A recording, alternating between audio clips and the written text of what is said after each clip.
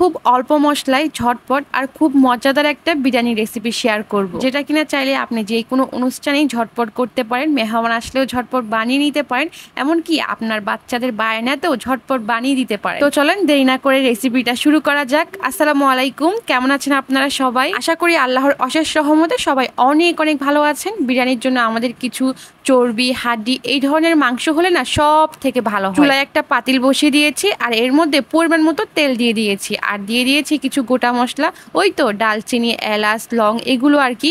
পোলাও বিরিয়ানিতে না একটু তেলের পরিমাণটা বেশিই লাগে, বলে দিলাম আর কি। সবাই তো জানেন, যারা জানেন না তাদের জন্য। এই তো পেঁয়াজটা দেওয়ার পর এখন পেঁয়াজটাকে খুব ভালো করে ভেজে নিতে হবে। একটু সময় নিয়ে পেঁয়াজটাকে ভাজলে পেঁয়াজটা নরম হয়ে যাবে। তারপর এখানে দিয়ে দিব আদা আর রসুন বাটা। আচ্ছা, আমি কোনো কিছুর পরিমাণ বলছি না, সেটা আপনারা আপনাদের মতো কম বেশি করে দিবেন। আদা রসুন দেওয়ার পর একটু ভালো করে ভেজে নিব, যাতে আদা রসুনের যে একটা ফ্লেভার আছে সেটা চলে যায়। আগে কিন্তু পানি দিব না, প্রথমে আমি মশলাটা অ্যাড করে নিব। এখানে আমি দিয়ে দিচ্ছি গরম মশলার গুঁড়ি, ধনিয়ার গুঁড়ি, জিরার গুঁড়ি, মরিচের গুঁড়ি। এখানে কিন্তু কোনো রকম হলুদ ইউজ করা যাবে না, তাহলে কিন্তু বিরিয়ানিটা খিচুড়ির মতো হয়ে যাবে। আর ঝটপট বিরিয়ানি রান্নায় কিন্তু বিরিয়ানির যে মশলা আছে রাঁধুনি, সেটা দিতেই হবে। আসলে সত্যি কথা কি জানেন, এই মশলাটা না বিরিয়ানির যে টেস্ট সেটা হাজার গুণ বাড়িয়ে দেয়। আর ঝটপট রান্নায় এর কিন্তু জুড়িও নেই। তবে আমি যেহেতু আজকে অল্প মশলা রান্না করব, সেই জন্য পরিমাণটা খুবই অল্প দিলাম। আর এখন দিয়ে দিব পরিমাণ মতো লবণ। তবে তার আগে কিন্তু সামান্য পরিমাণ পানি দিয়ে দিয়েছি, যাতে মশলাটা না পুড়ে যায়। এই তো সব কিছু দেওয়ার পর এখন ভালো করে নাড়াচাড়া করে মশলাটাকে খুব ভালো করে কষিয়ে নিব।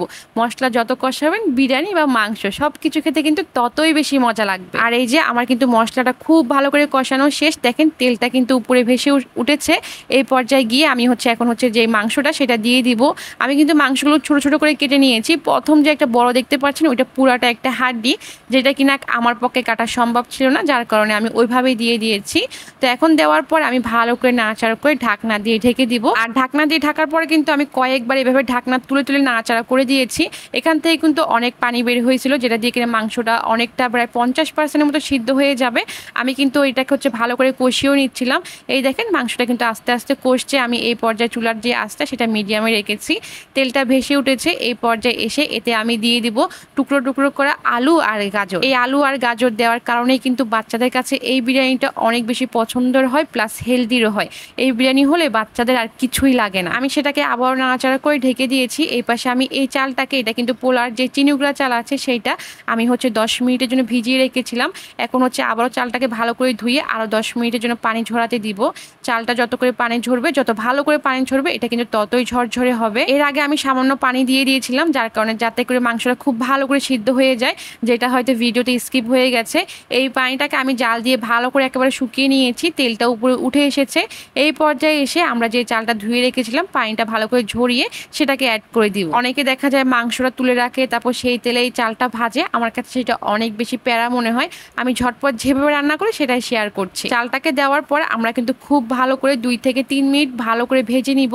এইখানে কিন্তু অনেকটা তেল থাকে, এই তেলের মধ্যে 2-3 মিনিট খুব ভালো করে ভাজা হয়ে যায়।